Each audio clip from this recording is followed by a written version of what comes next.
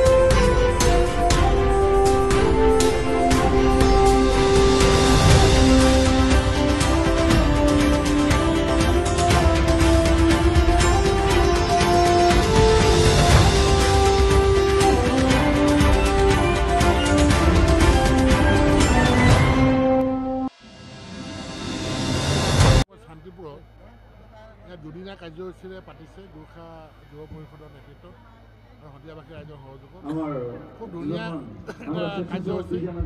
গোৰ্খা সমাজৰ যিখিনি তেওঁলোকৰ কালচাৰেল লোকনৃত্য আছে, তেওঁলোকৰ যিখিনি সাজ পোছাক আছে, তেওঁলোকৰ যি খুকুৰি নৃত্য আছে, আৰু গোটেইবিলাক তেওঁলোকে প্ৰদৰ্শন কৰিছে। আৰু লগতে তেওঁলোকে ফেশ্বন শ্ব' পাতি গোৰ্খা সমাজ আজি যে বহুত আগুৱাই গৈছে সেইখিনি তেওঁলোকে দেখুৱাইছে। আমি আশা ৰাখিছোঁ গোৰ্খা এই মহোৎসৱে গোৰ্খা জনগোষ্ঠীৰ তেওঁলোকৰ যিখিনি লোকনৃত্য আছে, তেওঁলোকৰ কালচাৰেল আছে, তেওঁলোকৰ সাজ পোছাক আছে, এইবিলাক তেওঁলোকে এটা মঞ্চত দেখুৱাই তেওঁলোকে এই প্ৰতিষ্ঠা কৰিছে। আৰু আহিবলগীয়া প্ৰজন্মই এইখিনি বস্তু দেখি তেওঁলোকে এই লোক সংস্কৃতি, নৃত্য, এই তেওঁলোকৰ সাজ পোছাক, তেওঁলোকৰ খান পান, এই গোটাবিলাক তেওঁলোকে বুজি পাব আৰু আগলৈ এইবিলাক চলি থাকিব।